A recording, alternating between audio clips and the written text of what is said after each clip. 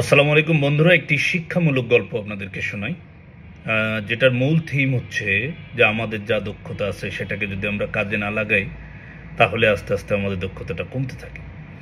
তো একদিন রাজার মনে হলো যে তার তো বনে অনেক গাছ আছে, সেই গাছগুলো কাটার জন্য একজন দক্ষ কাঠুরে নিয়োগ দেওয়া দরকার।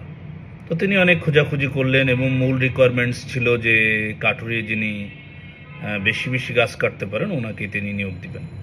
তো সেরকম একজন কাঠুরিকে খুঁজে পাওয়া গেল যিনি দ্রুত সময়ে অনেক গাছ কাটতে পারেন। তো তিনি মাসে 18টি গাছ কাটলেন। তো এটা দেখে রাজা তো মহাখুশি।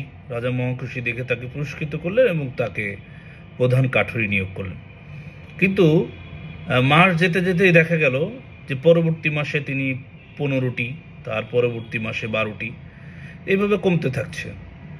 তো রাজামশাই 3 মাস পর সেই বন ভিজিট করতে আসলেন এবং দেখলেন যে আসলে প্রথম মাসে ছিল 18, পরে 15, তারপরে 12, তারপরে কমছে 10। তো তিনি দেখলেন যে এইভাবে কমে যাওয়ার কারণ কি। তো কাঠুরিয়াকে জিজ্ঞাসা করলেন, আচ্ছা আপনি আপনার এই যে যেটা করলেন সেটা কমে যাওয়ার কারণটা কি? তো কাঠুরিয়া বললেন যে হয়তো আমার বয়স হয়ে যাচ্ছে, এই জন্য হয়তো বা হতে পারে। কিন্তু রাজার কাছে সেটা মনে হয়নি। রাজার কাছে মনে হয়েছে আসলে কাঠুরিকে দেখে মনে হচ্ছে অনেক পরিশ্রমী এবং সে কাজের প্রতি নিষ্ঠাবান। সে হয়তো চেষ্টা করছে কিন্তু পারছে না।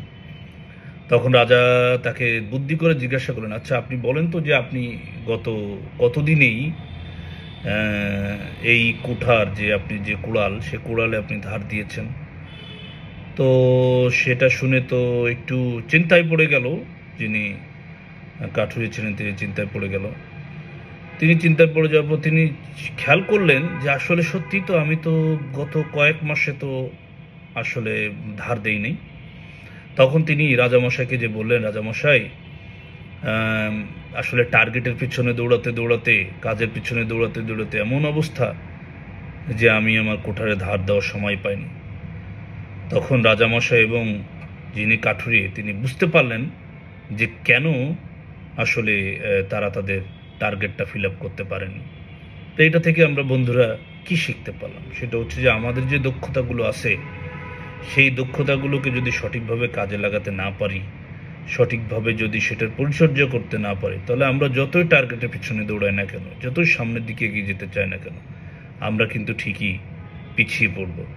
তাই কর্মদক্ষতা অর্জন করবার জন্য আমাদের প্রত্যেকের যে আলাদা আলাদা দক্ষতা আছে, সে আলাদা আলাদা দক্ষতাগুলো কাজে লাগিয়ে আমাদেরকে আসলে এগিয়ে যেতে হবে। এবং যদি আমরা সঠিকভাবে এগিয়ে যেতে পারি তাহলে আমাদের একসাথে লক্ষ্যও পূরণ হবে, দ্বিতীয়ত আমরা যে স্বপ্নের পিছনে হাঁটছি সেটাও নিশ্চয়ই পূরণ হবে। সবাইকে ধন্যবাদ। আসসালাম।